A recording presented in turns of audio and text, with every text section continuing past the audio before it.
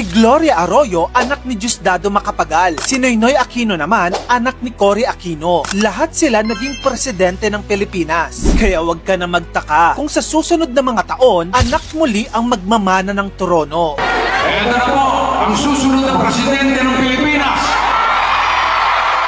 Ito ang 5 sa masasabi nating malaki ang posibilidad na maging future president. Number 5, Sandro Marcos, the presidential son, at sinasabing susunod sa yapak ng kanyang ama na si BBM. Take note, ang kanyang lolo at daddy ay parehong mga presidente. Pero kailan kaya magiging eligible tumakbong presidente si Sandro? Well, ang birthday niya ay March 7, 1994. At alam naman natin na ang requirement na edad para payagang tumakbo sa pagkapangulo ay 40 years old. Sandro Marcos will turn 40 in March 7, 2034. That same year, magkakaroon ng presidential election. Pero may catch. Dahil March ang birthday niya at campaign season na yan that time, hindi pa rin siya aabot sa election na yan. Dahil 39 years old pa lang siya sa deadline ng filing of candidacy. Ibig sabihin, imbis na 2034, 2040 na siya qualified tumakbo bilang pangulo. Yikes! Kung iisipin, ilang buwan na lang sana yon. Number 4, Kitty Duterte, ang bunsong anak ni dating Pangulong Digong. Ang kanyang birthday ay April 10, 2004 and she will turn 40 sa 2044. Kaya naman qualified na siyang tumakbo sa 2046 presidential election. Sa tingin mo, tatakbo kaya si Kitty? At kung tatakbo siya, magiging laman ba siya ng balota mo? Number 3, Bimby Aquino, ang anak ng Queen of All Media na si Kris Aquino. Laging trending, laging nasa spotlight, lalong-lalo na yung kanyang personalidad na pagiging magalang at marespeto sa mga matatanda. Take note, apo din siya ng dating Pangulo. In addition to that, pamangkin din siya ng ex-president. Ang birthday ni Bimby ay sa April 19, 2007 and he will turn 40 years old sa 2047. Ibig sabihin, qualified na siyang tumakbo sa 2052 presidential election. By that time, pwede na siyang sumabak kung gustuhin niyang ituloy ang legacy ng Aquino family. Ang tanong, iboboto mo ba siya? Number 2, Baron Trump. Maiba naman tayo. Doon naman tayo sa Amerika. Ito ang youngest son ni US President Donald Trump. Pero tignan mo boss, tahimik pero big potential. Sabi kasi ng karamihan, siya daw ang naging susi ng pagkapanalo ng kanyang ama dahil sa kanyang mga wise and Gen Z style of campaigning. Ang kanyang birthday ay March 20, 2006. At dahil doon, ang requirement na edad lamang ay 35 years old.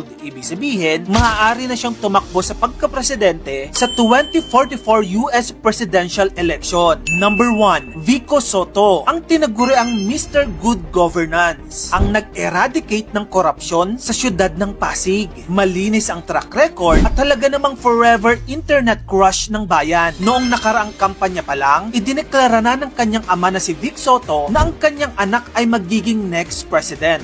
Ito na po ang susunod na presidente ng Pilipinas.